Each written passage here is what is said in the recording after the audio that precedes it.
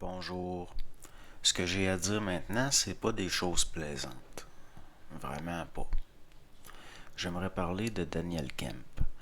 Daniel Kemp était un homme qui est décédé quand même très jeune et qui était quelqu'un de très accompli. C'est quelqu'un qui est allé assez loin au niveau de son cursus universitaire, au niveau de la pédagogie, les sciences de l'éducation, les sciences entre guillemets. C'est aussi quelqu'un qui avait exercé le métier de paramédic, c'est-à-dire qu'il a été ambulancier. Aussi, Daniel Kemp a créé possiblement ce qu'on pourrait considérer comme le premier art martial québécois. Donc, Daniel Kemp, qui était un orateur très éloquent, puis dans ce sens-là, je parle pas au niveau de la rhétorique ou de la sémantique, mais c'était un orateur éloquent dans le sens qu'il possédait une haute vibration, ce qui est perceptible par les gens qui ont la sensibilité pour ça. Donc, il n'est même pas question ici d'être critique au niveau de la forme. Monsieur Kemp avait une haute vibration quand il exerçait sa parole. Or, dernièrement, je vois qu'il y a des gens sur Internet qui le traitent de faussaire, notamment des gens qui semblent être en Europe. Or, Daniel Kemp, est-ce qu'il produisait de faux papiers? Est-ce qu'il créait de faux artefacts historiques? Vous pouvez traiter Daniel Kemp de charlatan si vous voulez, mais pas de faussaire. Donc, si on a affaire à des détracteurs qui sont pas plus habiles que ça au niveau des termes, ça vaut même pas la peine de le commenter. Ça vaut même pas la peine de le commenter parce que Daniel Kemp n'était pas un faussaire.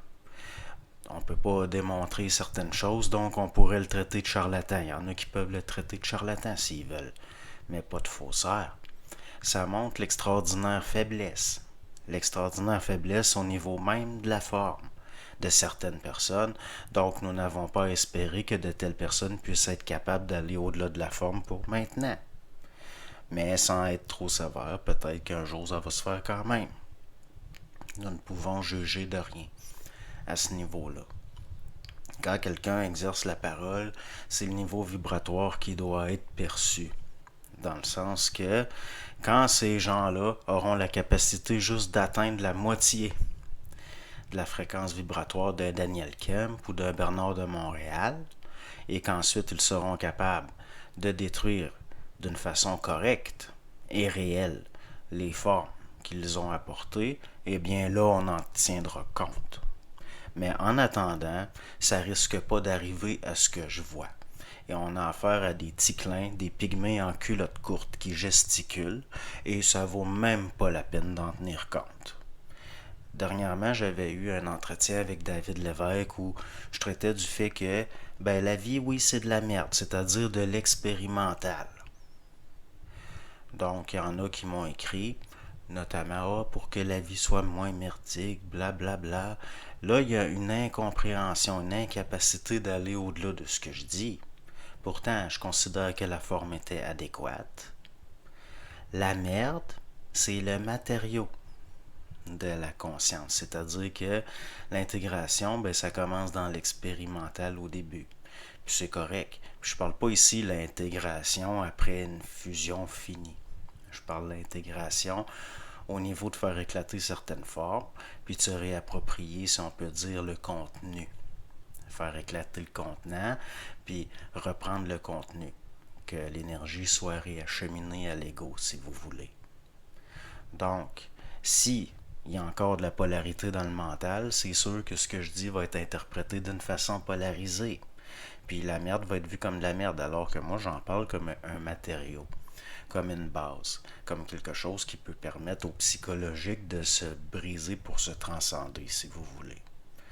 Donc, toutes ces choses-là, tous ces débats-là, c'est des faux débats.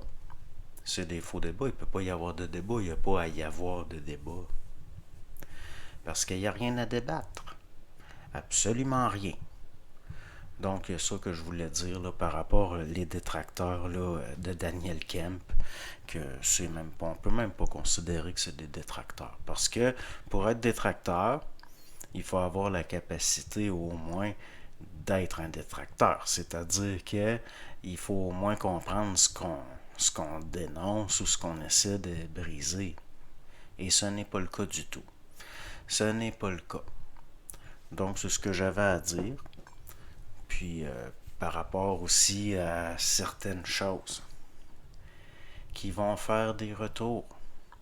Et oui, il va y avoir de plus en plus de renouveau de certains mouvements. C'est certain, parce que les temps vont être de plus en plus troublés. Puis peut-être que ça va être une bonne chose qu'il y ait plus de merde. Il faut que la vie soit plus merdique encore. Parce que justement, il reste des choses à casser, il reste des choses à briser. Vous pouvez, si vous voulez, traiter Daniel Kemp de charlatan. Si vous voulez, vous pouvez traiter Bernard de Montréal de charlatan.